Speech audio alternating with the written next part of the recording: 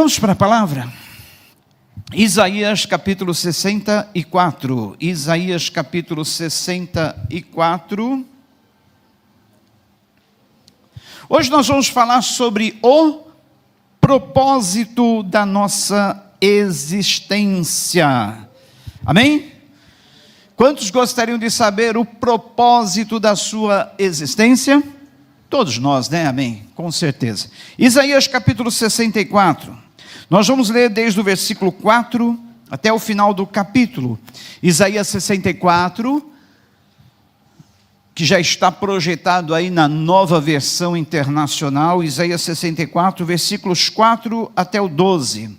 Eu vou ler. Diz assim: desde os tempos antigos, ninguém ouviu, nenhum ouvido percebeu, e olho nenhum viu outro Deus além de ti, que trabalha para aqueles que nele esperam.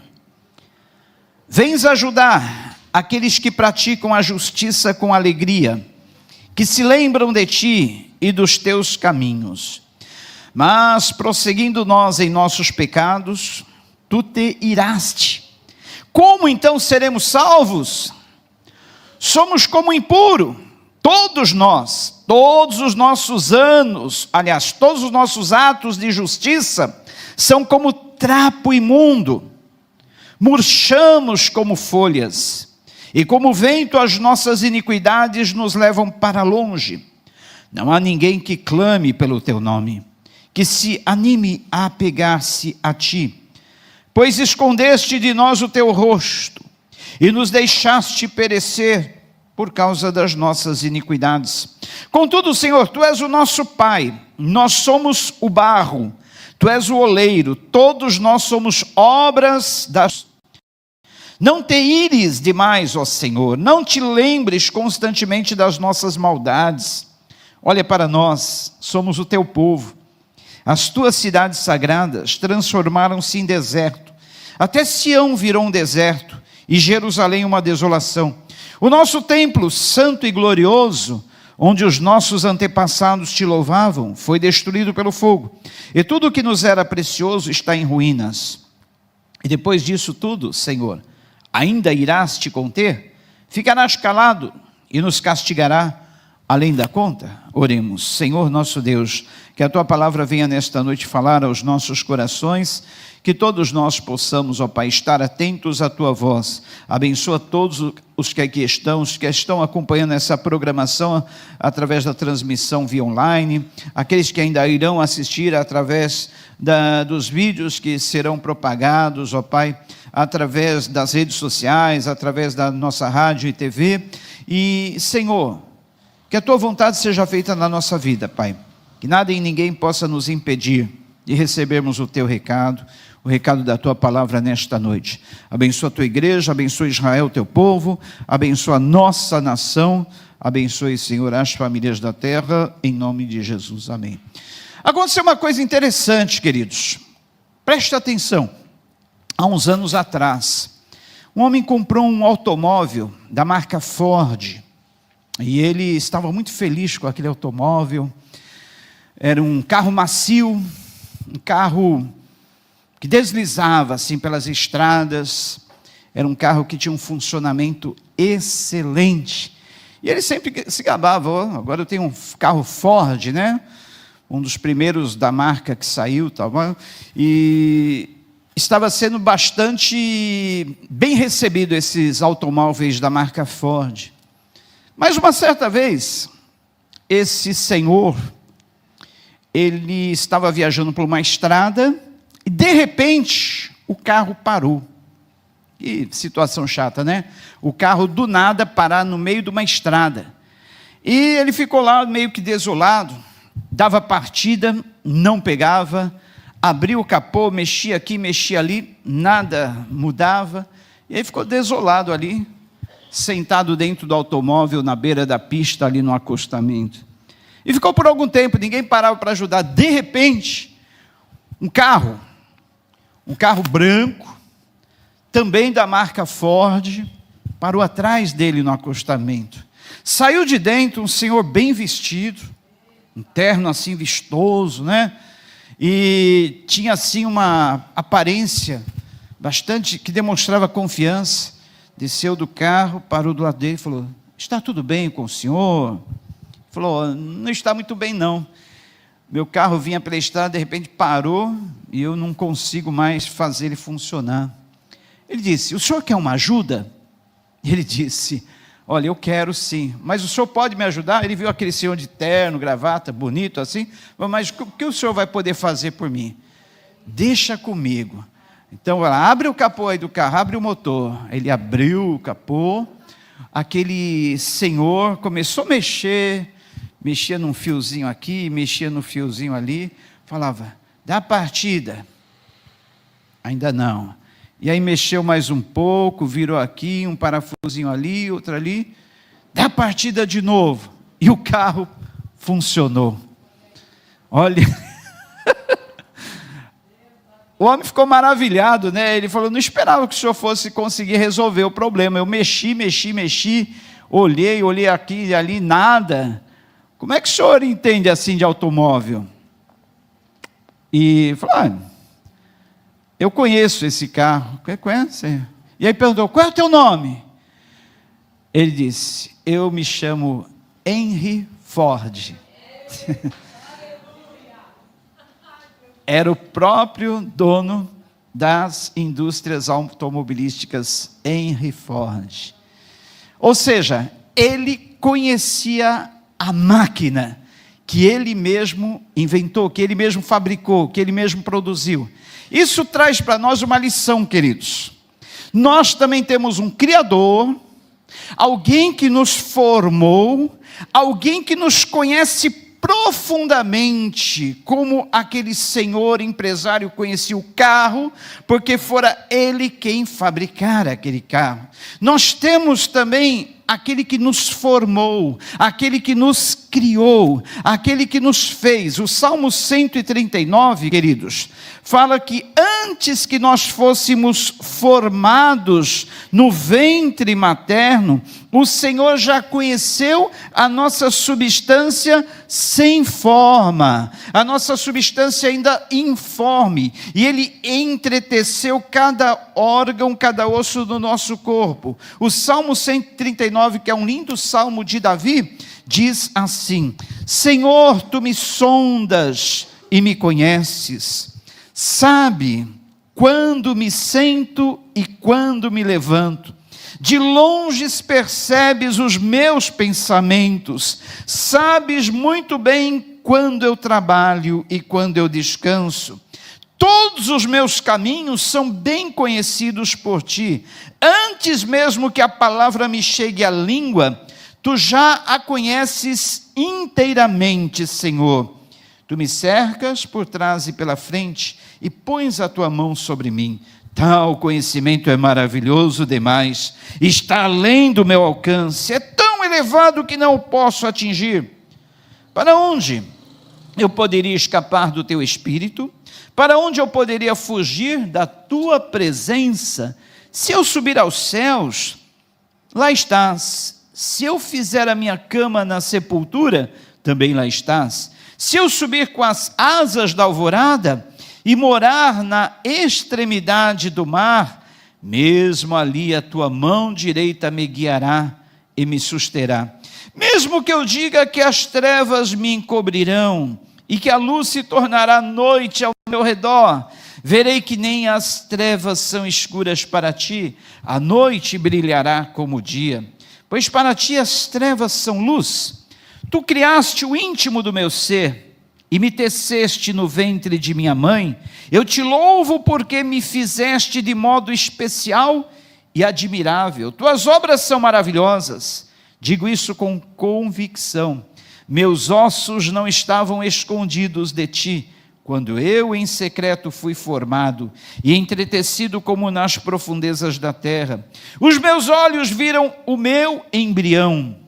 Todos os dias determinados para mim foram escritos no teu livro, antes de qualquer deles existir. Como são preciosos para mim os teus pensamentos, ó Deus!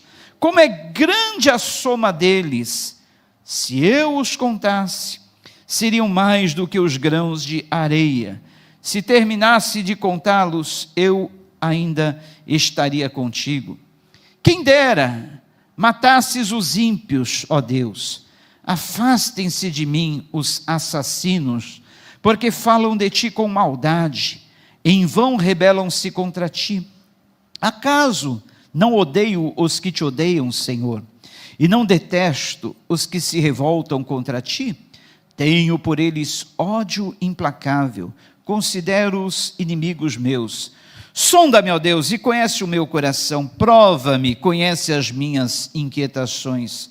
Vê se em minha conduta algo te ofende, e dirige-me pelo caminho eterno. Queridos, eu, observando esse salmo, eu fico maravilhado, porque Deus é tão grande, Deus é tão imenso, Deus habita num alto e sublime trono.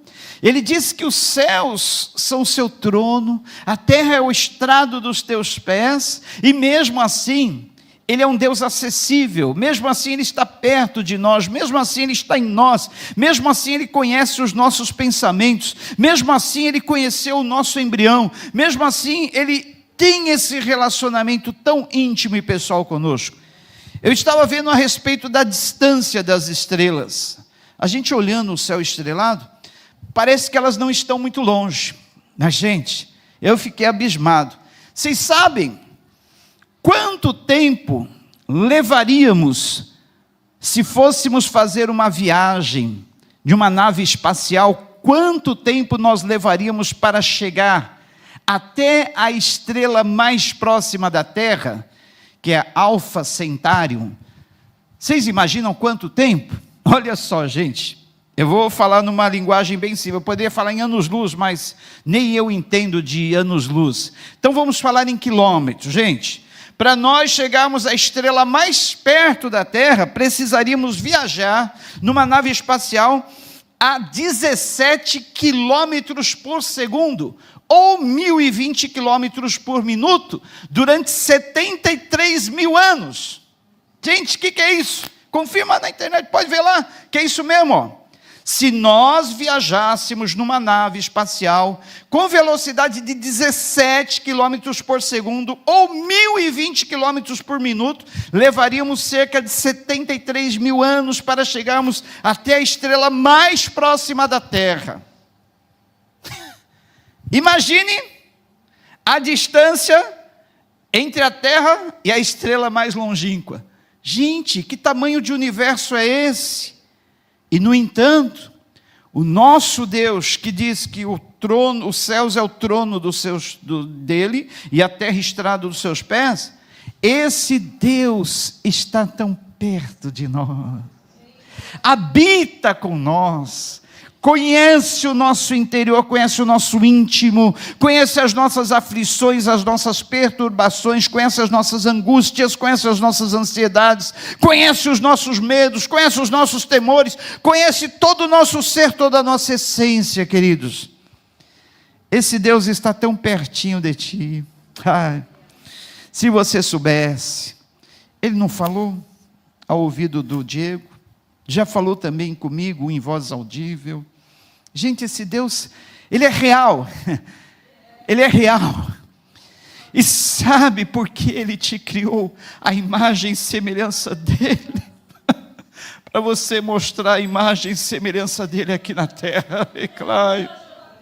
Ei, você tem a imagem e semelhança desse Deus incrível, desse Deus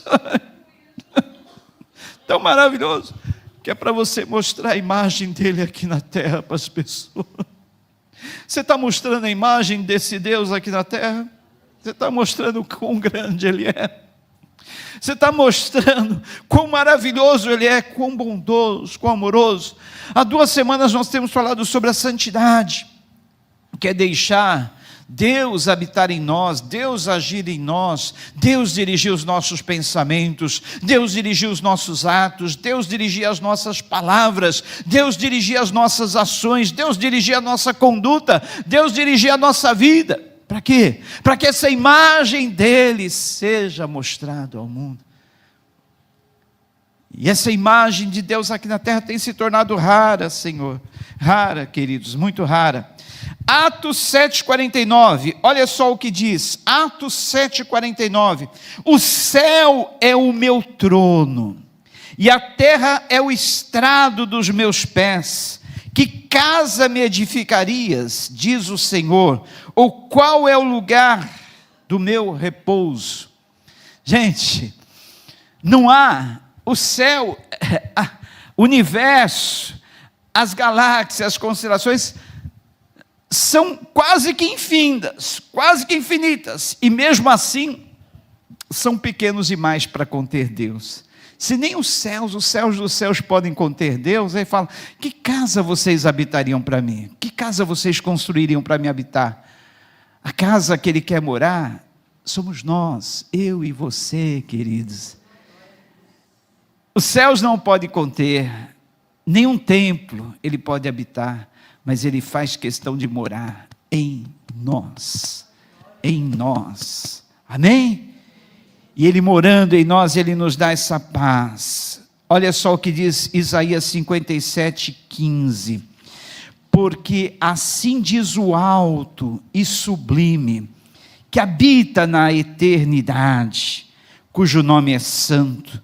Num alto e santo lugar eu habito, mas também com o contrito e abatido de espírito, para vivificar o espírito dos abatidos, e vivificar o coração dos contritos. Olha só, diz o Senhor, o alto e sublime, que vive para sempre, cujo nome é santo.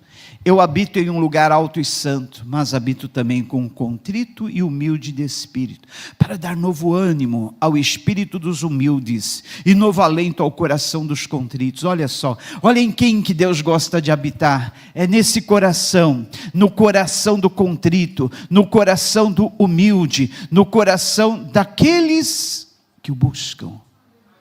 Por isso Isaías 55 diz, buscai ao Senhor enquanto se pode achar, invocai enquanto está perto, buscai ao Senhor, buscai ao Senhor. Queridos, ainda diz mais, Jeremias 29:11, eu é que sei os pensamentos que tenho a respeito de vós, pensamentos de paz e não de mal, para vos dar um futuro e uma esperança.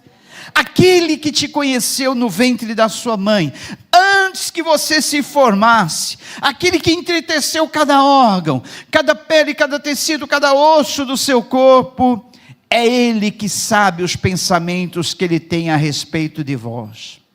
Não é o médico, como no testemunho do Diego foi falado, não é o advogado, não é o juiz, não é ninguém. É Ele que tem os pensamentos certos a teu respeito. É Ele que sabe o que Ele vai fazer na tua vida. É Ele que conhece as tuas dores. É Ele que tem uma finalidade, um propósito para tudo isso que você está passando na tua vida. Tudo isso tem um propósito. Muitas vezes, Deus fala. E muitas vezes, Deus sussurra. Outra vez, Deus brada. E através dos nossos sofrimentos, Ele está bradando ao nosso ser, filho, filha, eu te quero mais perto de mim, eu te quero mais próximo de mim, eu quero te revelar coisas grandes e ocultas que você não sabe, eu quero te mostrar grandes coisas, eu quero imprimir a minha imagem em você, para que você aqui nessa terra seja a minha imagem. Olha só que coisa bonita, diz Eclesiastes 3:11, Eclesiastes 3:11 diz que Deus colocou a eternidade dele em nós. É por isso que as pessoas anseiam pela eternidade. Vocês sabiam que existem milionários que estão se congelando? Pessoas que descobrem uma doença incurável hoje. O que eles fazem? Eles pagam uma nota altíssima para se congelar, serem colocados numa espécie de frigorífico, para que quando descobrirem a cura da doença que eles têm, eles venham ser descongelados, e aí eles possam receber o tratamento, e aí viver por mais algum tempo. Gente, que é isso senão o desejo, o anseio pela eternidade? O ser humano nasce com o desejo pela eternidade. Só que tem o seguinte: o ser humano já nasce morrendo, o ser humano já nasce envelhecendo, e a vida vai diminuindo a cada dia que passa. É um dia menos na vida. Alguém já disse que a vida da gente é como se nós tivéssemos um grande cesto de jabuticabas, e nós vamos comendo de qualquer jeito as jabuticabas ali do cesto. Quando a gente vê que chegou na metade, aí a gente começa a saborear as jabuticabas com mais cuidado, mais devagar, que sabe que vão acabar. Assim é a nossa vida. A gente, antes da meia-idade, a gente desperdiça os nossos dias, a gente comete excessos, a gente não está nem aí em preservar a vida. Aí quando a gente chega na meia-idade, opa, já cheguei na metade da minha vida, agora eu tenho que tomar mais cuidado, agora eu tenho que me preservar, porque cada dia mais é um dia menos na contagem dos nossos dias, e só Deus sabe quantos dias Ele nos preparou aqui na terra, e Ele fez uma agenda para cada um de nossos dias, para que nós tivéssemos dias felizes, dias abençoados, dias alegres aqui na presença dEle, e Ele contou quantos pensamentos bons a respeito de nós Ele colocou nessa agenda. E sabe quantos pensamentos são esses, queridos? Eles excedem em número aos grãos de areia que estão nas praias dos mares. É isso que diz o Salmo 139 que nós lemos. Os pensamentos bons que Deus enumerou a nosso respeito e colocou nessa agenda, nesse diário, excedem em número aos grãos de areia da praia do mar. Imagine quantos pensamentos bons Deus tem a seu respeito, hein? E muitas vezes tu fica deprimido, tu fica triste, tu fica abatido, e tu não quer nem viver mais. Mas Deus está falando para você: olha, eu tenho pensamentos bons a teu respeito, eu quero cumprir todos esses pensamentos, tudo isso que eu determinei no meu diário. A sua vida ainda terá surpresas felizes e alegres pela frente. Quantos creem nisto? Amém. Olha só então o que diz Eclesiastes 3:11. Olha, queridos, Eclesiastes 3:11, você foi criado para ser eterno. Não, é Eclesiastes, por favor, Eclesiastes, não é Cantares, Eclesiastes 3:11 diz: Ele fez tudo apropriado. Olha só, eu vou ler aí nessa tradução: Ele fez tudo belo a seu tempo. Olha, tudo que Deus faz é belo, né? E é no tempo dele. Ele fez tudo belo a seu tempo. Ele faz tudo belo na tua vida, e no tempo dele, tá? É no tempo dele, ele faz tudo belo, até o que não parece belo no momento, é só um pedaço da história, é só uma parte, tá? Ele vai transformar também isso que não parece belo, em coisa bela. Você viu o que a Joyce foi usada aqui no louvor para dizer, né? Até a tribulação é bela? Não, tribulação é chato, tribulação ninguém quer, mas até isso ele vai usar para transformar, para criar algo belo na tua vida. E quer algo mais belo do que a paciência? É tão bom, né? É legal ver uma pessoa paciente. Você mexe com ela, não se irrita, você briga com ela, está sempre sorrindo. Eu acho legal uma pessoa paciente, né? Mas como é que ela alcançou essa paciência? Tribulação, gente. Ela passou por tanta tribulação, que a tribulação produziu nela essa paciência. E essas pessoas cheias de esperança? É isso, não estou falando otimismo, estou falando esperança. Ela espera que algo bom vai acontecer. Ela adquiriu essa experiência também através da tribulação. Então, até o que não é belo é usado para ser transformado em beleza na nossa vida. Ó, ele faz tudo belo a seu tempo. Ele também pôs a eternidade no coração do homem. Ele colocou em nós a eternidade. Nós já nascemos com o desejo de sermos eternos, de não morrermos. E sem que esse consiga compreender a obra que Deus fez do começo ao fim. Ele colocou a eternidade no coração do homem, mas sem que o homem pudesse compreender essa coisa. E aí, gente?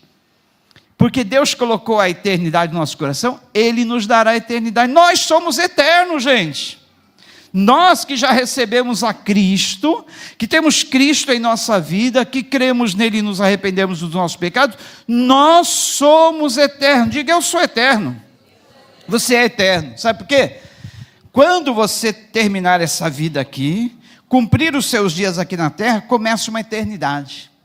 E essa eternidade, gente, o que nem olhos viram, nem ouvidos ouviu, nem subiu ao coração humano algum, é aquilo que Deus tem preparado para os que nele esperam. Eu contei o testemunho da minha sobrinha, que eu perdi o ano passado, com câncer.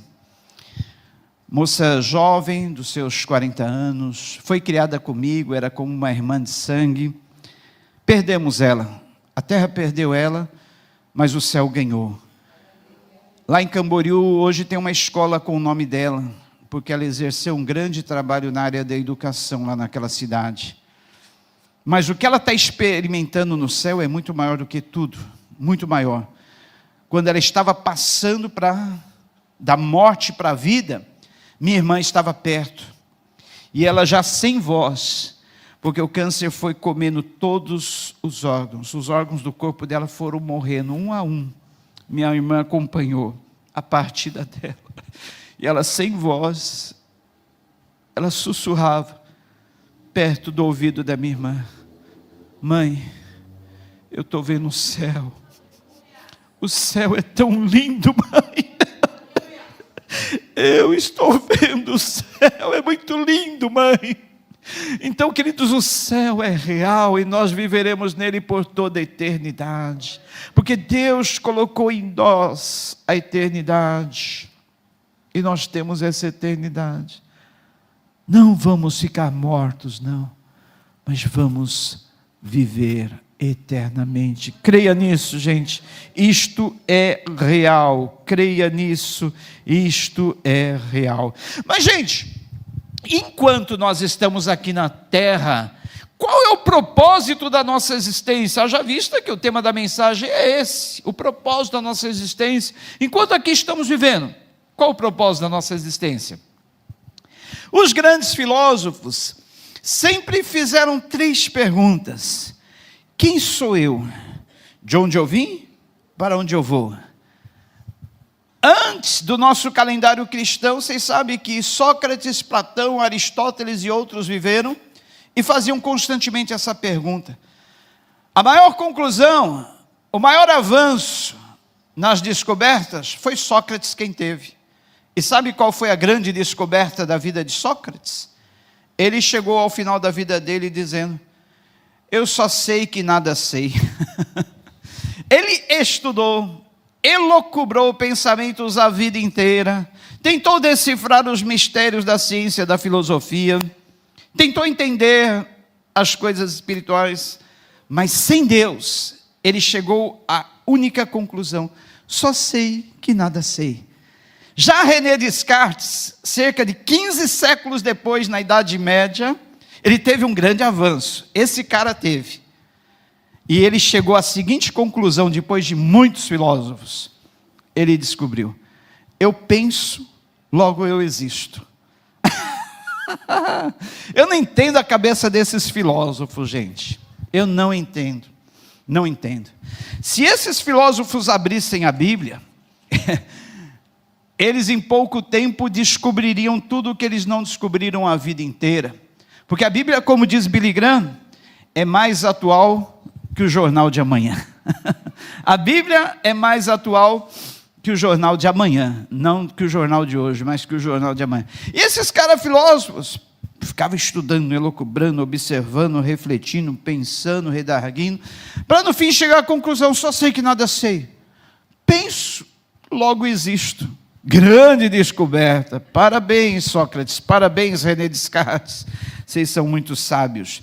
Aí, Paulo, uma certa vez lá em Atenas, o berço da filosofia, o centro da sabedoria, lá em Atenas, no Panteão, ele diz assim, ele encontrou uns caras lá, uns caras filosofando lá, elucubrando, falando sobre as questões da vida: quem sou eu, de onde eu vim, para onde eu vou, penso, logo existo. Não, essa frase não existia naquele tempo, mas já era conhecida a frase de Sócrates: só sei que nada sei. Olha só o que Paulo falou para esses caras, lá em Atos 17, 16 a 31. Olha só, olha a grande sacada genial de Paulo. Por falar em Paulo, queridos, eu estava pensando hoje, eu fiquei pensando mesmo, o que esse camarada tinha?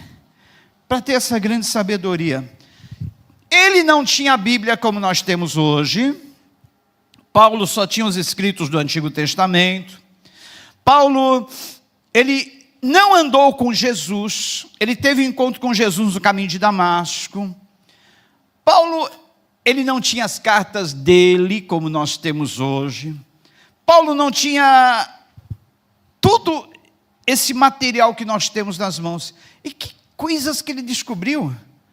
Tudo isso foi por revelação divina. E olha só que bonito discurso ele promove lá em Atenas, no berço da filosofia, no centro do pensamento filosófico. Ele reunido com os filósofos, os caras metidos a sábio, que sabiam, mas nada sabiam. Ele disse assim, olha, enquanto esperava por eles em Atenas, Paulo ficou profundamente indignado ao ver que a cidade estava cheia de ídolos.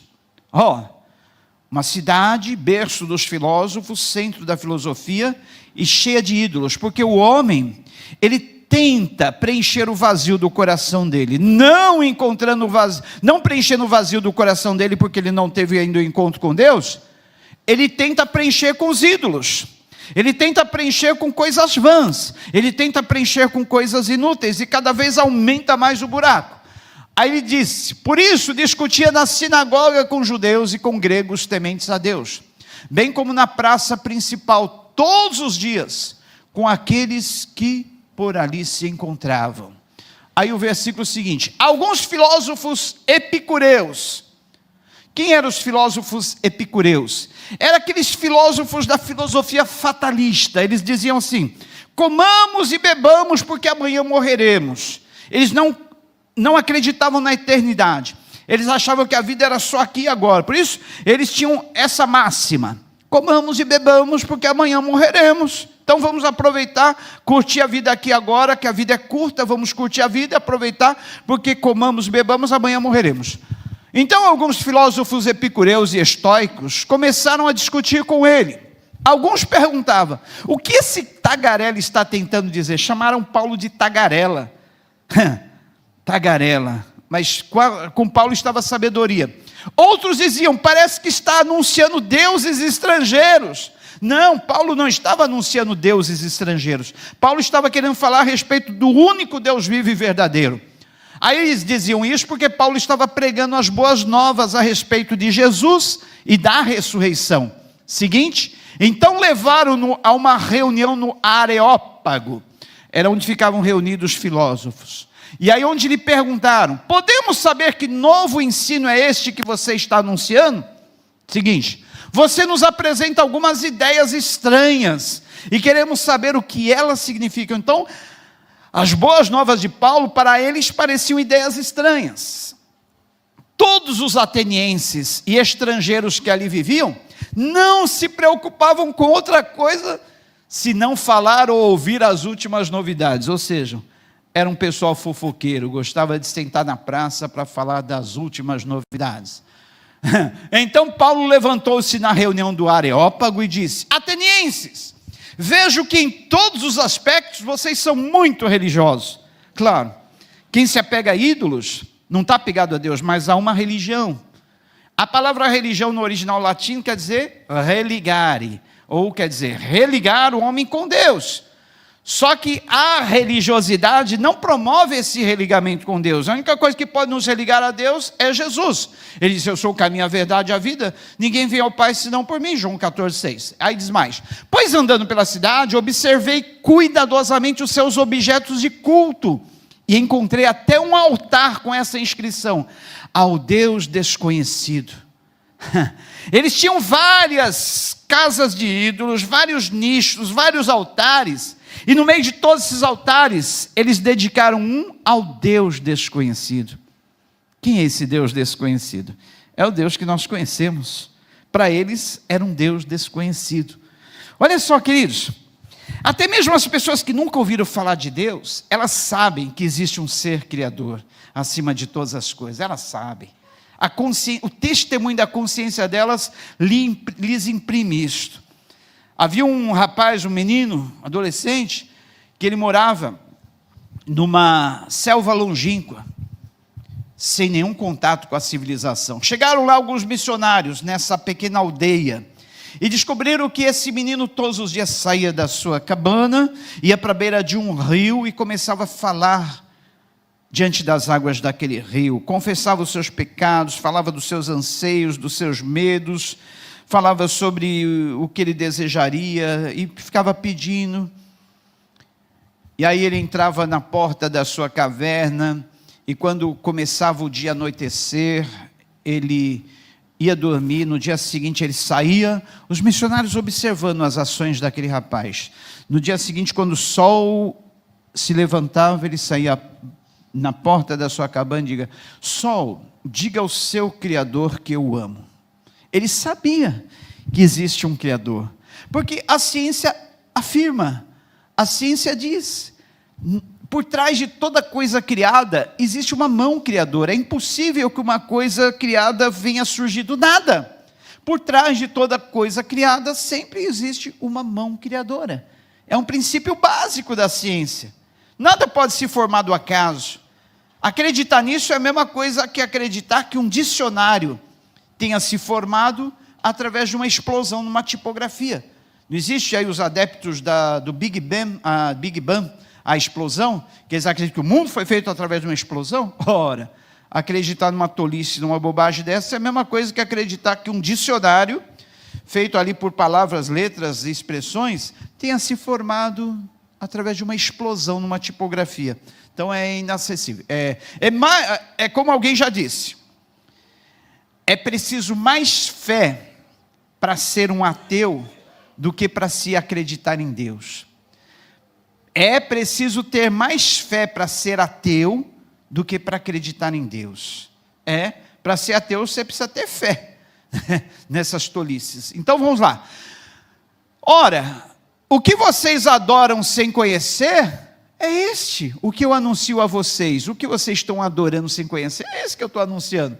Seguinte: o Deus que fez o mundo e tudo o que nele há é o Senhor dos céus e da terra, e não habita em templos feitos por mãos humanas. Eles queriam colocar Deus num nichinho, num altarzinho, pensando que Deus ali estaria habitando, o Deus desconhecido.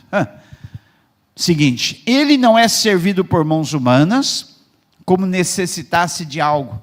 Já viu aquele costume que alguns orientais têm? Eles fazem um pratinho de comida, dão lá para o ídolo deles, deixa lá no templo deles. Eles acreditam que o Deus deles precisa ser servido, precisa daquele alimento para comer, senão morre. Olha só que absurdo, né? Se é Deus, por que precisa ser servido por mãos humanas? Mesma coisa esse pessoal aí que põe essas porcarias nas encruzilhadas. Estão dando, para eles não entender dele, estão dando comida para aquele ídolo, como se o ídolo precisasse daquela comida, mas o nosso Deus não. Ele não é servido por mãos humanas, como se necessitasse de algo, porque ele mesmo dá a todos a vida, o fôlego e as demais coisas. Olha só, vou até repetir essa última parte desse versículo. Porque ele mesmo dá a todos a vida, o fôlego e as demais coisas. Vamos repetir, é lindo demais. Aplaudam esse Deus. Oh Deus maravilhoso é esse, porque Ele mesmo dá a todos a vida, o fôlego e as demais coisas. Sabe quantas vezes você faz esse movimento de inspiração e expiração por dia? 25 mil vezes. Já pensou se falha uma? Se demora um pouquinho para vir a respiração, a gente já fica preocupado. Eu tenho vezes que minha respiração falha. Eu tenho um problema aí desde a adolescência que às vezes eu puxo o ar não vem. Às vezes até dormindo. Mas eu falo, bom, é Deus que me dá a respiração, é Deus que me dá o fôlego, Ele não vai me deixar faltar isso aí. Então, porque Ele mesmo dá a todos a vida, o fôlego e as demais coisas. Não é o médico que te dá vida, não é o tratamento, não é o remédio, não é o aparelho, é Ele que dá a todos a vida. Gente, vocês conheceram o testemunho aqui daquele pastor Francisco, sobrevivente do Carandiru, da chacina do Carandiru. Gente, eu fui na casa dele, a vida dele é um milagre. Ele só está vivo por um milagre, porque é Deus que dá a vida. Humanamente falando, era para ele estar morto, não era para ele estar vivendo. Humanamente falando, mas Deus sustenta a vida daquele homem. Deus está mantendo a vida daquele homem, porque quer que ele dê o testemunho. Outro dia eu vi na internet o cara que tem um buraco aqui, ó. E ele sofreu um acidente que o coração dele veio para cá, ó. E as pessoas colocando a mão nesse buraco que ele tem aqui, ó, dá para sentir lá o coração batendo na mão. Ele está vivo por um milagre, porque é a todos que Deus, é Deus que dá vida a todos, o fôlego e as demais coisas. Olha aí, para te tranquilizar, é Deus que dá a todos a vida, o fôlego e as demais coisas. Que Deus bom é esse, gente? E como tem gente que ainda rejeita esse Deus, como tem gente que ainda não quer esse Deus, dá para entender isso? Só pode ser o diabo que cega a mente, o coração das pessoas, para elas não quererem esse Deus. Porque ele dá a todos a vida, o fôlego e as demais coisas. Olha o sol, nasce tanto para os justos como para os injustos. Mas a vida eterna, ele dá somente àqueles que crerem nele, receberem a ele, se arrependendo dos seus pecados. João 3,16, porque Deus amou o mundo de uma tal maneira, que deu o seu Filho único gerado, para que todo aquele que nele crê, para todo aquele que nele crê, não pereça, mas tenha a vida eterna. Então ele dá a todos a vida, dá a todos o fôlego, dá a todas as demais coisas. O sol nasceu para os justos e injustos, mas a vida eterna ele dá somente para aqueles que nele creem e entregam sua vida a ele. Amém? Já estamos caminhando para o final. Queridos, continuamos aí. Bora lá. De um só homem ele fez todos os povos para que povoassem toda a terra, tendo determinados tempos anteriormente estabelecidos e as fronteiras dos seus territórios. Próximo. Deus fez isso para que os homens o buscassem.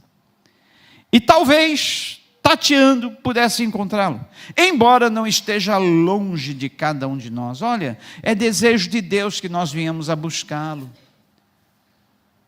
ainda que tateando, embora ele não esteja longe de nós. Embora ele não esteja longe de nós. Tem uns que erram o caminho do céu por 30 centímetros, a distância entre o coração e a mente.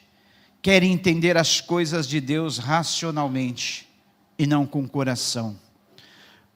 Paulo diz lá aos Filipenses que é com o coração.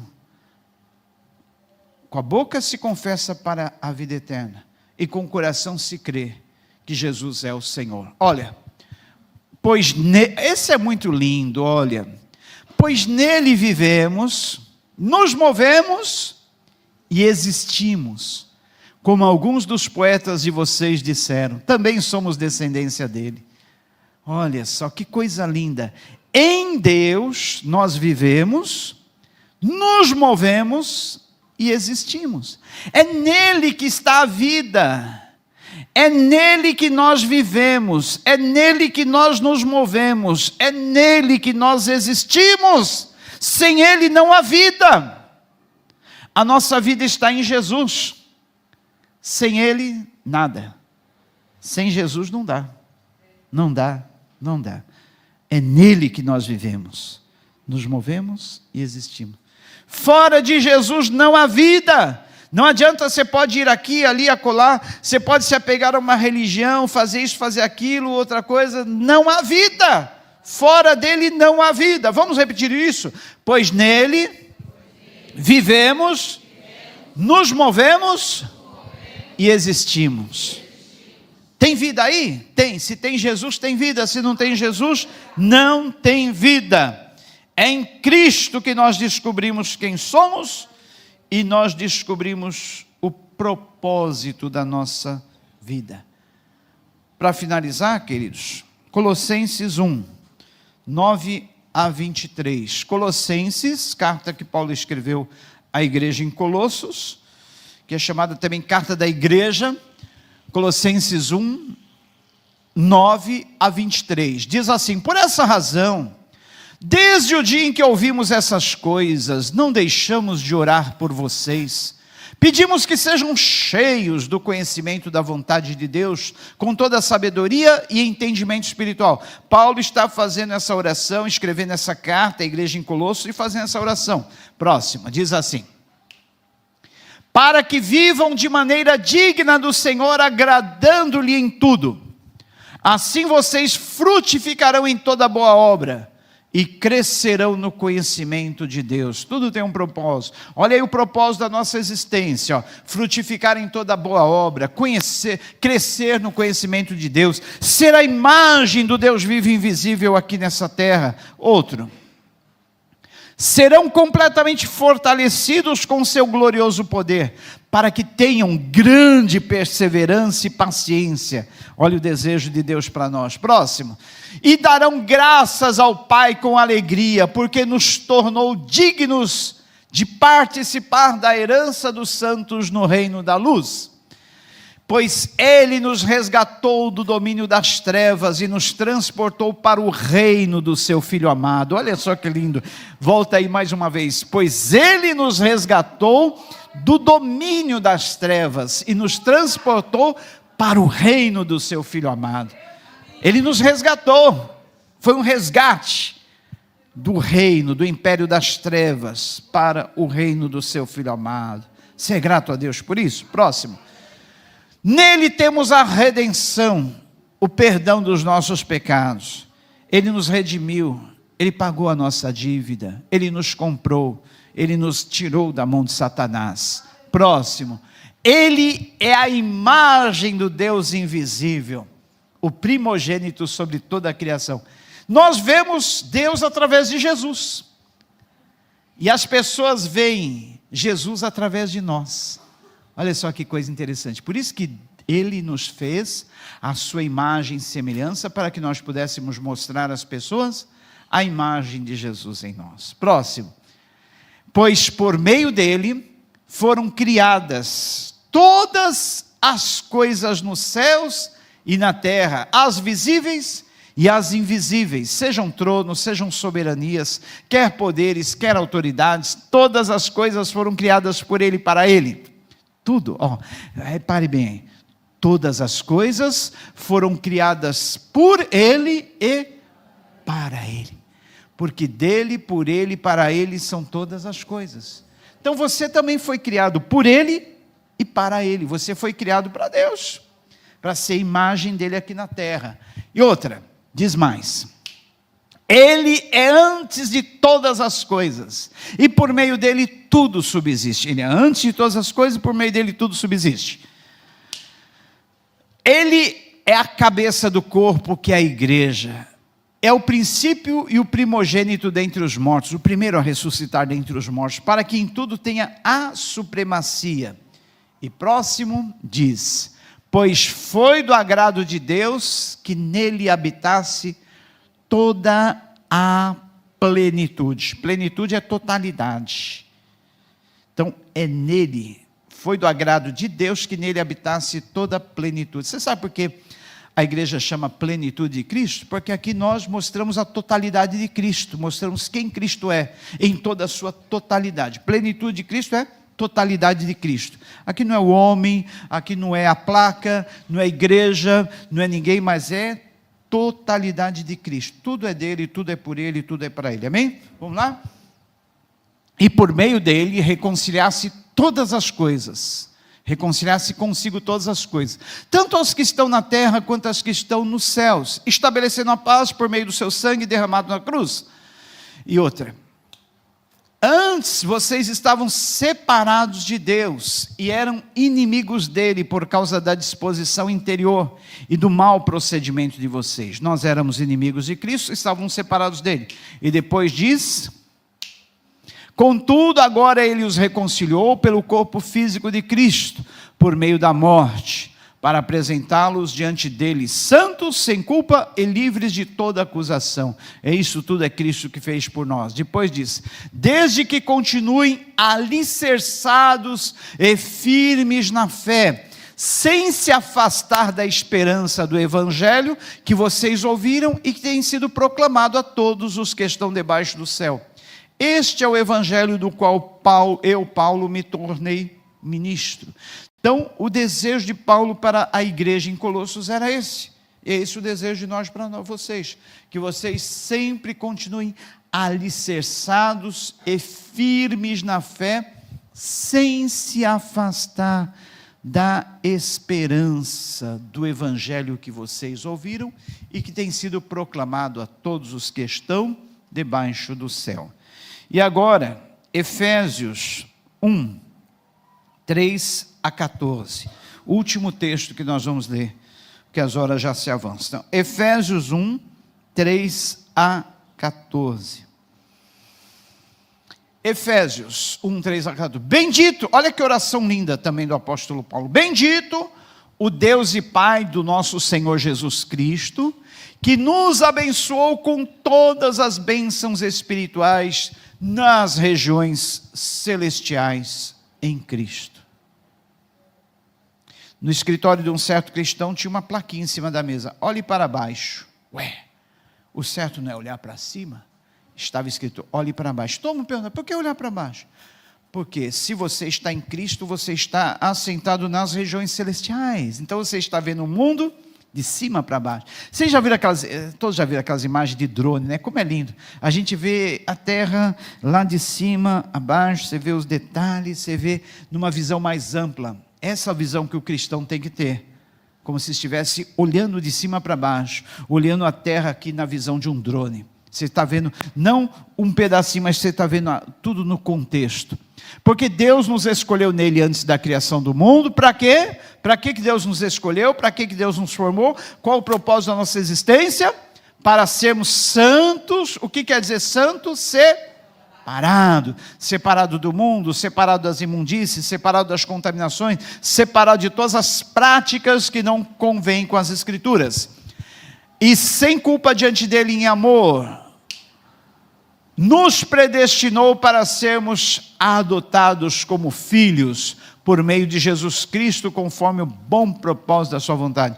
Esse tema predestinação aí provoca muita polêmica entre os teólogos, mas eu vou explicar de uma forma bem simples, rápida e prática para vocês na escola de preparação ministerial. Vocês vão sair sem nenhuma dúvida o que é predestinação, não vou falar aqui, porque levaria muito tempo. Mas a verdade é que Deus nos predeterminou. Não que Ele escolheu, esse vai ser salvo, aquele não. Isso é um pensamento calvinista, não é o nosso pensamento. Deus nos deu livre-arbítrio. Algumas denominações têm esse pensamento calvinista. Depois vocês vão lá no Google e perguntam, quais são as igrejas que são calvinistas? Tá? Não vou aqui citar. Mas algumas igrejas são calvinistas e acreditam que Deus já determinou. Este vai ser salvo, aquele não. Ora, se Deus já determinou quem vai ser salvo, quem não vai ser, para que nós evangelizamos? Né? Absurdo. Mas Deus deu o livre-arbítrio ao homem. Essa predestinação tem a ver com predeterminação. Para quem? Para quem é salvo, Ele determinou ser como a imagem do seu Filho. Ou seja, para todos os que seriam salvos, Deus já predestinou que eles seriam a imagem do seu Filho. Isso eu vou explicar mais a fundo, tá bom? Mas em rápidas palavras é isso. Ele pegou a gente que ele sabia que seríamos salvos e já nos predestinou para sermos a imagem do seu Filho. Ele predestinou os salvos para serem a imagem do seu Filho. Amém? Vamos lá então. Para louvor da sua gloriosa graça, a qual nos deu graciosamente por meio do amado. Nele temos a redenção por meio do seu sangue, o perdão das transgressões de acordo com as riquezas da sua graça. E até o 14, o qual ele derramou sobre nós com toda a sabedoria e todo entendimento. Ele nos fez conhecer o mistério da sua vontade de acordo com o bom propósito que estabeleceu em Cristo, isto é, de fazer convergir em Cristo todas as coisas nos céus e na terra, na administração da plenitude ou totalidade dos tempos. Nele fomos também feitos herdeiros, tendo sido predestinados conforme o plano daquele que faz todas as coisas segundo o propósito da sua vontade. Olha de novo aí a predestinação. Nele também fomos feitos herdeiros, tendo sido predestinado. Então nós, os salvos, fomos predestinados conforme o plano daquele que faz todas as coisas segundo o propósito da sua vontade, a fim de que nós, os que primeiro esperamos em Cristo, sejamos para o louvor da sua glória. Quando vocês ouviram a palavra da verdade, o evangelho da sua salvação, e creram nele, foram selados em Cristo com o Espírito Santo da promessa. E aí eu termino. Quando vocês ouviram a palavra da verdade, o evangelho da sua salvação, e creram nele, foram selados em Cristo com o Espírito Santo da promessa. Deixa nesse texto aí, por favor, Camila. Deixa nesse texto.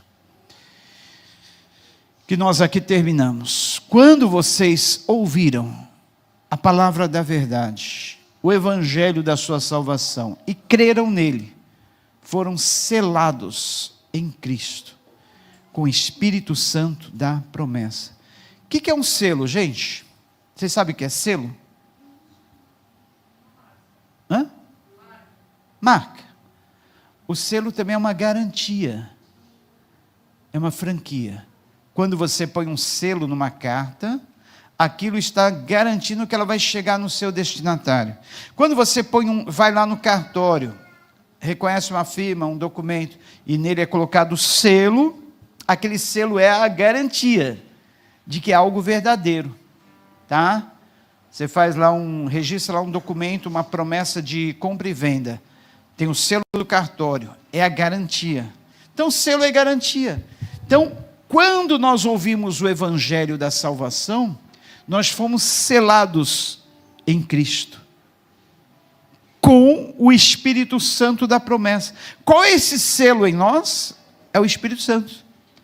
A presença do Espírito Santo em nós é um selo, é uma marca, é uma garantia. Garantia do quê? Que nós somos propriedade de Jesus. Selados para sempre. Essa é minha propriedade, essa é minha propriedade. Estará sempre comigo, em toda a eternidade. O inimigo não pode mais tocar. O inimigo não pode mais ter domínio sobre ele. O inimigo, ele não é mais propriedade do inimigo, é propriedade minha. É o Espírito Santo em nós que nos outorga esse selo. E nós recebemos o Espírito Santo como? Quando ouvimos a palavra da verdade, o evangelho da sua salvação, e cremos nele. Todos vocês aqui nesta noite já ouviram o evangelho, já receberam a palavra da verdade, já creram em Jesus. Então vocês têm o selo do Espírito Santo na vida de vocês. Quero que vocês curvem a cabeça de vocês. Eu vou fazer uma pergunta aqui nessa noite. Há alguém nessa noite que ainda não recebeu esse selo, essa marca, essa garantia, mas você está ouvindo hoje essa palavra, está ouvindo hoje essa pregação do Evangelho, e deseja ter esse selo, essa marca na sua vida, para você, porque você creu nessa palavra, você creu em Jesus, e você deseja ter essa marca, ser de Jesus, para estar garantido com Ele, por toda a eternidade. Alguém aqui nessa noite? Só levantar uma das suas mãos junto comigo. Uma vida ali, outra ali. Amém, glória a Deus. Mais alguém que nunca recebeu essa marca, esse selo, e deseja hoje receber? Mais alguém? Eu vou chamar o casal aqui à frente para orar por vocês. Fiquemos em pé, queridos.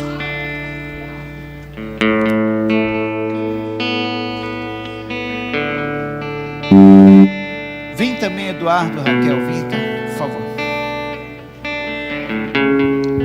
Parabéns pela decisão.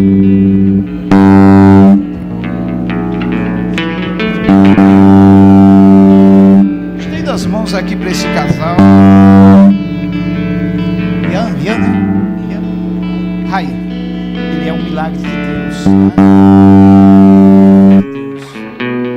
Depois, mais para frente, ele vai contar o testemunho dele. Ele só está vivo aqui hoje por um milagre de Deus. E ele reconhece isso. Ele reconhece que é em Cristo que nós vivemos, é nele que nós movemos, é nele que nós existimos, que é ele quem dá a vida, é ele que dá o fôlego, ele é o que nos dá também todas as demais coisas. E nessa noite, queridos, eu declaro que sobre a vida de vocês nada faltará, que o Senhor vai conduzir a vida de vocês, Ele vai completar o milagre na tua vida, vai completar o milagre, e vocês vão ser muito abençoados, muito felizes. Estenda as mãos aqui para esse casal. Senhor Deus, nós abençoamos essas vidas, Pai.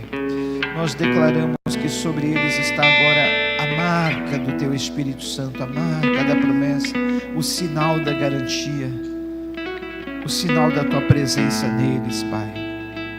E eu declaro, Pai, que sobre a vida deles o inimigo não tem mais poder. Toda aquela obra de macumbaria, feitiçaria que foi feita na vida desse homem, eu agora estou quebrando, estou declarando-as anuladas, estou declarando elas sem efeito. Nada mais pode contra a tua vida, nada mais, porque o Senhor Jesus agora é o dono da tua vida, é o dono da vida de vocês. O casamento de vocês está abençoado. Declaro bênçãos sobre a vida de vocês, sobre a aliança que vocês fizeram um dia, e nada pode desfazer, nada pode anular, nada pode derrubar. Eu declaro toda sorte de bênçãos sobre a vida de vocês. Digam assim com as suas palavras: eu declaro que Jesus é o meu dono, é o meu Senhor. Peço perdão de todos os meus pecados e a Ele entrego a minha vida. Amém.